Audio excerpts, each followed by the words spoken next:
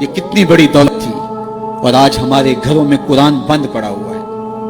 ہم نے اس کے اوپر غلاف چڑھا کے اوپر تاک پہ رکھ دیا، کبھی کبھی اٹھاتے ہیں اور اس کو جھاڑ کر کے پھر وہاں خوشبو لگا کے رکھ دیتے ہیں۔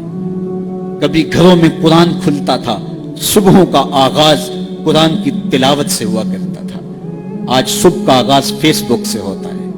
کبھی گھروں سے قرآن پڑھنے کی آواز آیا کرتی تھی، آج پاپ میوزک کی صدائیں سننے کو ملتی۔ پھر یہی وجہ ہوئی نا کہ آج ہر بندہ کہتا ہے میرے اوپر کسی نے ٹونا کر دیا ہے، کسی نے جادو کر دیا ہے، بدروحوں کا سایہ ہے، ہمارے گھر کے اوپر کسی نے جو ہے وہ کچھ کر دیا ہوا ہے۔ میں کہتا ہوں کہ تمہارے گھر میں قرآن جو نہیں ہے، پھر بدروحوں کا ہی سایہ ہونا ہے۔ اگر قرآن کی تلاوت ہوتی، اللہ کی رحمت کے فرشتے اترتے، اللہ کی رحمت کا سایہ ہوتا تمہارے گھروں کے اندر، اللہ کی رحمتوں اور اس کے انوار کی بارش ہوتی تمہارے گھروں کے اندر، اور پھر کیا ہوتا ہے؟ بھاگتے عاملوں کے پاس، اور عامل تو کہے گا کہ تجھے کچھ نہیں ہے، کتاب اللہ سے دوری کا نتیجہ ہے، بد عملی کا نتیجہ ہے، دین سے اعراض کا نتیجہ ہے، تو پھر اس کا تو کاروبار وہیں ختم ہو گیا۔ وہ کہتا تو وقت پہ آ گیا ہے، اگر 2 دن لیٹ ہو جاتا تو یہ تعویذ تو چل جانے تھے۔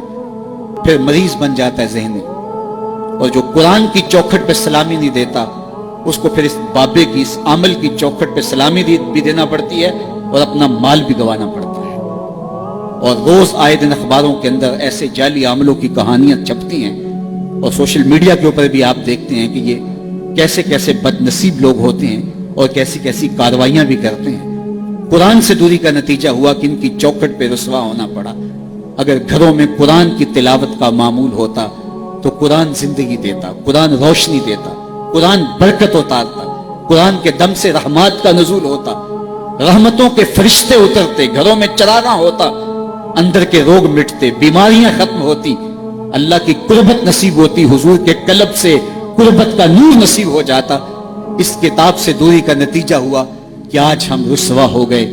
تو جس نے قرآن سے رخ پھیرا، جس نے قرآن سے منہ پھیرا، وہ رسوا ہو جائے گا۔ قیامت کے دن رسول اللہ صلی اللہ علیہ وآلہ وسلم اللہ کی بارگاہ میں یہ شکایت کریں گے۔ سورہ الفرقان اٹھائیے، وقال الرسول یا رب ان قوم اتخذوا هذا القرآن مہجورا۔ قیامت کے دن حضور علیہ السلام اللہ کی بارگاہ میں عرض کریں گے، مالک میری قوم نے قرآن کو چھوڑ دیا۔ یہ نسخہ جامعہ تھا، یہ کتاب شفا تھی، یہ نسخہ رحمت تھا، یہ صحیفہ نور تھا، اس کے ہوتے ہوئے تمہیں زندگی کی ہر شے نصیب ہو جاتی، لیکن اس کو چھوڑ کر در در کی رسوائی مقدور ہو گئی۔ آج ہمارے اوپر اگر ظالم حکمران مسلط ہیں تو ہم دیکھیں، ہم اپنے آپ کو دیکھیں کہ ہم کہاں کھڑے ہیں۔ ہم اللہ کے دین سے رخ تو نہیں پھیر چکے، اس کے دین کو ہم چھوڑ تو نہیں چکے۔ جس نے قرآن سے اعراض کیا، پھر اس کی معیشت تنگ کر دی جائے گی، اس کی زندگی تلخیوں سے بھر دی جائے گی۔ سب کچھ ہونے کے باوجود زندگی میں سکھ نہیں ہوگا، سامان راحت تو ہوگا، راحت نہیں ہوگی، دولت تو ہوگی لیکن دولت سے حاصل ہونے والا سکون اور نفع اسے نہیں پہنچ پائے گا۔ ہر وقت تلخی کی زندگی بسر کرے گا جس نے قرآن سے رخ پھیر لیا۔